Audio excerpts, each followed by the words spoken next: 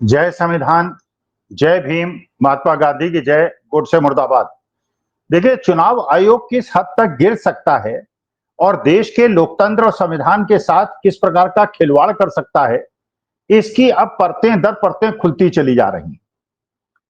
बिहार के अंदर, जनता के अंदर, गांव-गांव के अंदर उन लोगों के बीच में भी जो भारतीय जनता पार्टी के वोटर्स थे, किस प्रकार का आक्रोश सुनप रहा है और इसके बावजूद चुनाव आयोग सारी चीजों को ध्यान में न रखते हुए भारतीय जनता पार्टी का मुख्यमंत्री बनाने के लिए और नीतीश कुमार को सत्ता से हटाने के लिए और विपक्ष को नेस्तनाबूद करने के लिए जिस प्रकार का षड्यंत्र सत्ता पक्ष के साथ कर रहा है,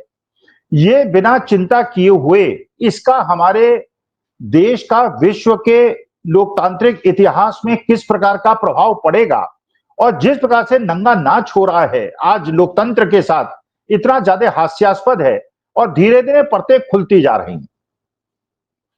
जो लोग बिहार कवर कर रहे हैं, जो पत्रकार वहां जा रहे हैं और बड़े रेप्यूटेड पत्रकार जा रहे हैं, जो बातें वो बता रहे हैं और जिस प्रकार की खबरें आ रही है और जिसकी पुष्टि सरकारी विभाग भी कर रहे हैं और सरकारी अधिकारी भी कर रहे हैं, उससे लगता है कि चुनाव आयोग किस चीज पे आमादा है। आप ये देखिए कि ये अभी 4 महीने पहले इन्होंने पुनर्निरीक्षण किया था, इतने इलेक्शंस इन्होंने करा दिए और अचानक एक एसआईआर का इन्होंने एक नया नियम बना दिया और देश की जनता ने कहा, जिसने भी इसको देखा उसने कहा कि जो सरकार ने डॉक्यूमेंट बनाए हैं उसको न मानते हुए आपने ऐसे डॉक्यूमेंट का नियम बना दिया जो केवल पढ़े लिखे लोगों के पास है, अमीर लोगों के पास है, शहरों में रहने वाले लोगों के पास है और नॉर्मली सवर्णों के पास है, अति दलित पिछड़ों के पास नहीं है। लेकिन जिस प्रकार की अब सूचनाएं मिल रही हैं उससे लग रहा है कि षड्यंत्र इससे आगे जा चुका है। अभी तक ये लग रहा था कि जो चुनाव आयोग ने कई बार कहा भी मीटिंग्स के अंदर कि हम 20% लोगों का नाम काटेंगे, तो 20% लोगों का नाम काटने का शायद उनका मकसद ये था कि अल्पसंख्यकों का नाम काटेंगे। अब जिस प्रकार से न्यूज 24 के राजीव रंजन सिंह कवर कर रहे हैं, अजीत अंजुम कवर कर रहे हैं, फील्ड में जो लोग भी जा रहे हैं वो कवर करके जो सूचनाएं दे रहे हैं और बिल्कुल कैमरे के अंदर सूचनाएं दे रहे हैं और यूट्यूबर्स के माध्यम से, यूट्यूब के माध्यम से सूचनाएं दे रहे हैं, वो इतनी ज्यादा अचंभित करने वाली है और इतना ज्यादा आश्चर्यचकित करने वाली है कि लगता है कि चुनाव आयोग और ज्ञानेश कुमार गुप्ता अपने पुराने बॉस अमित शाह, जिनके साथ वो 7 साल रहे हैं और जिनके साथ वो उन विभागों के भी इंचार्ज थे जिसमें उनको वो चीजें भी पता हैं, जो फाइल्स उनके थ्रू गई हैं ईडी सीबीआई की, उनको सब चीजें पता हैं। इसलिए शायद चीफ जस्टिस ऑफ इंडिया को प्रक्रिया से चुनाव जो आयुक्त है उनकी सिलेक्शन कमेटी से बाहर कर दिया गया और उसके बाद ज्ञानेश कुमार गुप्ता को बना दिया गया। अब उनकी परतें खुल रही। पहली चीज आप सोचिए, जरा खुद अपने दिल पे हाथ रख के सोचिए, जब भी आप किसी सरकारी विभाग में जाते हैं, देखिए सरकारी विभाग का सबसे मजबूत अंग जो होता है, मजबूत भाग जो होता है, आप अगर एक रिप्रेजेंटेशन भी दे दें सरकारी विभाग में, अगर आप कोई लेटर भी रजिस्टर्ड डाक से भेज दें या वहां जाके कोई लेटर उनको दें और उसका एक्नॉलेजमेंट ले लें, माने उसकी पावती ले लें और उसपे वहां जो डाक डिस्पैच रजिस्टर होता है उसके जो व्यक्ति, हर सरकारी डिपार्टमेंट के अंदर एक डाक डिस्पैच रजिस्टर होता है, एक ऑफिसर वहां, एक कर्मचारी वहां बैठता है। जब आप पत्र लेके वहां पे जाते हैं तो 2 प्रति आप लेके जाते हैं, एक प्रति को रिसीव कर लेता है और एक प्रति भी हस्ताक्षर करके मोहर लगा के आपको वापस कर देता है, जिससे आपके पास ये रिकॉर्ड रहे कि ये कागज मैंने यहां दिया था। तो सरकारी विभाग आगे की डेट में ये नहीं कह सकता कि ये कागज हमको नहीं मिला। वो इसलिए नहीं कह सकता कि एक्नॉलेजमेंट आपके पास है और वरिष्ठ अधिकारियों को रिप्रेजेंटेशन दे के आप कह सकते हैं कि साहब देखिए ये मैंने दिया था, इस तारीख को दिया था, डाक डिस्पैच रजिस्टर में ये रजिस्टर्ड होगा सरकारी विभाग के अंदर, आप इसकी जांच कराइए और पता चलाइए जो मैंने पत्र दिया था उसको कहां गायब कर दिया गया। तो सरकार, ये प्राइवेट सेक्टर में और सरकारी सेक्टर में यही अंतर है। प्राइवेट सेक्टर में अगर आप कोई पत्र देते हैं तो जरूरी नहीं कि वहां तक पहुंच जाए जहां तक उसको पहुंचना चाहिए, लेकिन सरकारी डिपार्टमेंट में ऐसा नहीं होता, उसको डिस्पोज ऑफ करना पड़ता है, उसकी में कार्यवाही करके ये बताना पड़ता है कि आपने इसको निर्णय या इस पे कुछ करना उचित समझा या नहीं समझा, लेकिन अवगत कराना पड़ता है और वरिष्ठ अधिकारियों तक बताना पड़ता है कि जो पत्र प्राप्त हुआ था, जो प्रतिवेदन प्राप्त हुआ था, इस पे हमने क्या कार्रवाई की। अब देखिए बीएलओ एएलओ जो अभी आपने देखा होगा, बहुत सारे यूट्यूबर्स को देखा होगा, रोज आप देख रहे होंगे, मैं भी देख रहा हूं, वो बीएलओ एलओ से जब मिल रहे हैं तो वो देख रहे हैं कि उनके पास जो फॉर्म है वो फॉर्म की केवल एक ही प्रति उस आदमी को दी जा रही है जिसका वोटर आइडेंटिफिकेशन होना है। दो प्रति नहीं दी जा रही। अगर दो प्रति दी जाए या एक प्रति दी जाए और एक प्रति पे वो फॉर्म को भरे, दस्तखत करे, फोटो लगाए, जो उसे अनुलेख उसमें संलग्नित कर रहे हैं वो करे और एक्नॉलेजमेंट ले ले, बीएलओ एलओ उसको एक्नॉलेज कर लें। लेकिन एलओ बीएलओ का ये कहना है कि साहब हमारे पास फॉर्म्स की इतनी ज्यादा किल्लत है, फॉर्म्स की इतनी ज्यादा किल्लत है कि हम एक ही फॉर्म आदमी को दे दें तो बहुत बड़ी बात है। तो पहली बात तो ये निकल के आ रही है, एलओ बीएलओ जो फॉर्म दे रहे हैं उसका कोई एक्नॉलेजमेंट आपको नहीं मिल रहा है। तो इसका मतलब मैंने अगर कोई फॉर्म भरा तो मैं कल ये सिद्ध नहीं कर पाऊंगा कोर्ट के अंदर और सरकारी डिपार्टमेंट के अंदर मैंने फॉर्म भर के दिया था और क्या फॉर्म भर के दिया था। वो केवल मैं भर दूंगा और इस विश्वास में कि जो बीएलओ एलओ रिटर्निंग ऑफिसर है उसको अपलोड कर देगा और आगे बढ़ा देगा। तो पहली चीज तो है मेरे पास कोर्ट जाने के लिए कल कोई या किसी अधिकारी को शिकायत करने के लिए या विपक्षी दलों को ये सबूत देने के लिए कि साहब मैंने देखिए सारे डॉक्यूमेंट दे दिए थे, इसके बावजूद मेरा नाम काट दिया गया, वो इसलिए संभव नहीं होगा कि मेरे पास कोई प्रूफ नहीं होगा। अच्छा, अब जो फॉर्म दिए जा रहे हैं, जैसे चुनाव आयोग कह रहा है कि साहब हमारे पास 90% जो फॉर्म आ गए या आ गया, तो ये सारे के सारे पत्रकार ये बता रहे हैं, यूट्यूबर से बता रहे हैं कि जो फॉर्म दिए जा रहे हैं और जो भरवाए जा रहे हैं पटना के आसपास, तो अखबारों में ये इश्तिहार दे दिया गया है कि आप आधार कार्ड के बेसिस पे फॉर्म ले सकते हैं। और लेकिन जो सीमांचल के अंदर है वो दो नियम बना दिए गए हैं। सीमांचल के अंदर आधार कार्ड को और वोटर आईडी कार्ड को और राशन कार्ड को नहीं लिया जा रहा, लेकिन पटना के आसपास लिया जा रहा है। अच्छा, उसके अंदर भी जो पत्रकारों ने देखा, उन्होंने देखा कि वहां पे जो बीएलओ एलओ हैं वो ज्यादातर फॉर्म उनको ऐसे मिल रहे हैं जिनके यहाँ तो फोटो नहीं है या उसमें कोई डॉक्यूमेंट नहीं है, उनके अंदर केवल दस्तखत कराए हुए हैं। तो इसका माने दस्तखत करा के बिना फोटो के बिना आधार कार्ड के तो ये आइडेंटिफाई भी नहीं हो पाएगा कि जिस आदमी के ये डॉक्यूमेंट्स हैं ये वही आदमी है कि वो आदमी नहीं है। इसका मतलब ये है कि कल जैसे हम लोग ये सोच रहे थे अभी तक कि अगर इसमें ये हेरा फेरी करेंगे और 20% लोगों को काट देंगे तो कम से कम कोर्ट का रास्ता हमारे पास खुला होगा कि कोर्ट में जाके हम प्रूव करेंगे कि साहब सारे डॉक्यूमेंट्स हमने दिए थे, ये डॉक्यूमेंट दिए थे, इसको इन्होंने एक्नॉलेज करके दिया था और इसके बाद इन्होंने मेरे वोट्स के साथ हेरा फेरी की। वो मैं नहीं कर पाऊंगा। वो इसलिए नहीं कर पाऊंगा कि वो कहेंगे कि साहब इनका फॉर्म ही नहीं मिला। इसका मतलब किसका फॉर्म वो ले लें, किसका फॉर्म न ले लें, महाराष्ट्र वालों का ले लें, नागपुर वालों का ले लें, मध्य प्रदेश वालों का ले लें, उत्तर प्रदेश वालों का ले लें, किसका ले लें, किसको वोटर बना दें और किसका वोटर नाम से काट दें, अब इसकी कोई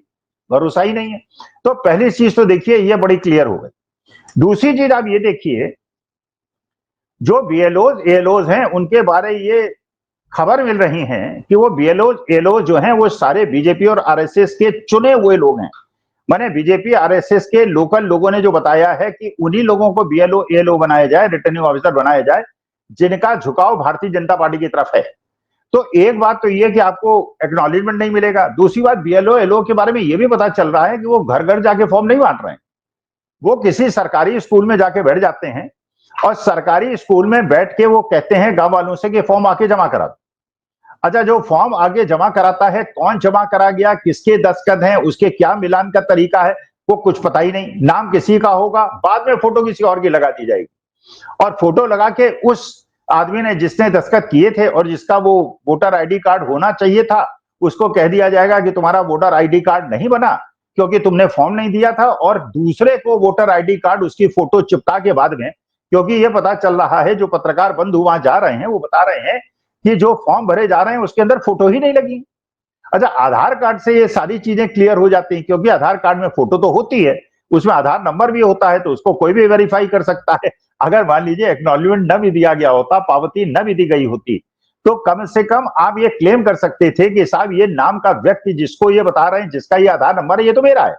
लेकिन वो दूसरा आदमी जिसका आधार लिया ही नहीं गया तो उससे कंफर्मेशन हो नहीं पाएगा और वो आदमी जाके उसकी फोटो बाद में चिपका दी जाएगी और उसको वो वोटर आईडी कार्ड दे दिया जाएगा, वोटों का हेरफेर हो जाएगा, कोर्ट आप जा नहीं पाएंगे क्योंकि आपके पास कोई एक्नॉलेजमेंट नहीं होगा, कोई प्रूफ नहीं होगा। तो देखिए ये चीज अब बहुत ज्यादा क्लियर हो गई है कि चुनाव आयोग पूरी तरह से बिहार के चुनाव को हाईजैक करने की कोशिश कर रहा है और अब ये सारे पत्रकारों के समूह से पता चल रहा है, इस चीज पर वो उतारू हो गया। चलिए, पटना के अंदर जो आंदोलन हुआ उस आंदोलन से ये क्लियर हो गया कि जनता पूरी तरह से, और जो पत्रकार बंधु गांव के अंदर जा रहे हैं उससे भी पता चल रहा है कि इतना ज्यादा रोष है। लेकिन रोष का आप करेंगे क्या जब आप वोट ही नहीं डाल पाएंगे? और वोट वो लोग डालेंगे जो महाराष्ट्र से आएंगे, जो नागपुर से आएंगे, जो मध्य प्रदेश से आएंगे, जो उत्तर प्रदेश से आएंगे, और उनके फोटो चिपका के उनसे वोट डलवा लिया जाएगा। अच्छा, एक और जो गोदी मीडिया है वो फैलाने का प्रयास कर रहा है। गोदी मीडिया ये कह रहा है कि सब वहां पे ऐसे बहुत सारे लोगों का बीएलओ एलओ को पता चला है जो भारतीय नागरिक नहीं है। अच्छा, ये नहीं बता रहे हैं किस प्रखंड की बात है, किस खंड की बात है, किस ब्लॉक की बात है, किस शहर की बात है, किस सिटी की बात है, वो उड़ा रहे हैं। अच्छा, ये चीज बिल्कुल स्पष्ट है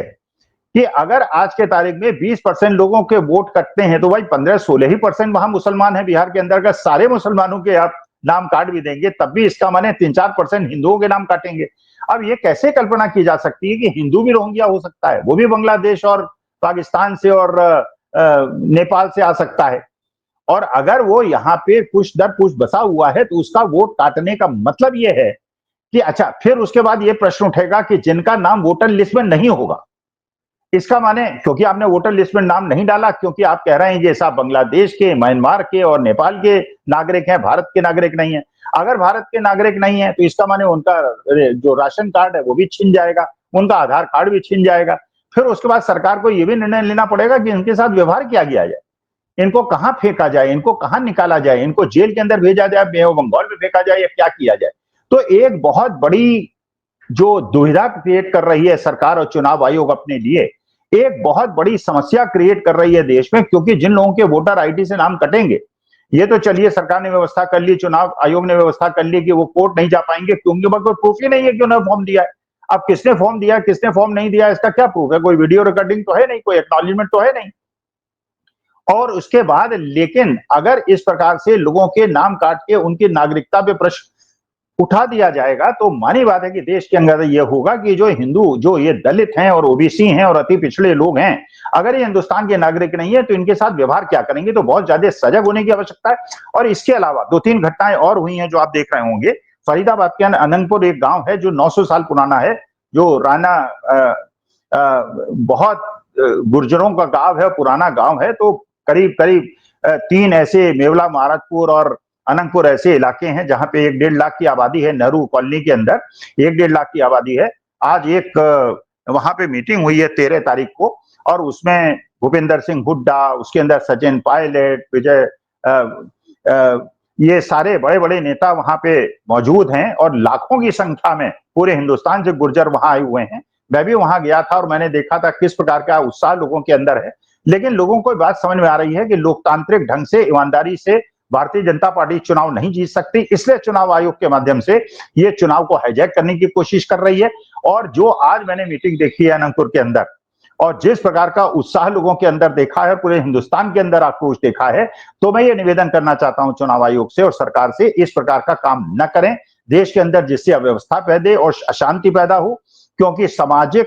सद्भावना आप नहीं क्रिएट कर पाए, हिंदू मुसलमान में आपने बहुत ज्यादा विद्वेष पैदा कर दिया। लेकिन अब हिंदुओं के अंदर अगर आप सब लोगों को, और एक बात और बताई वहां पर,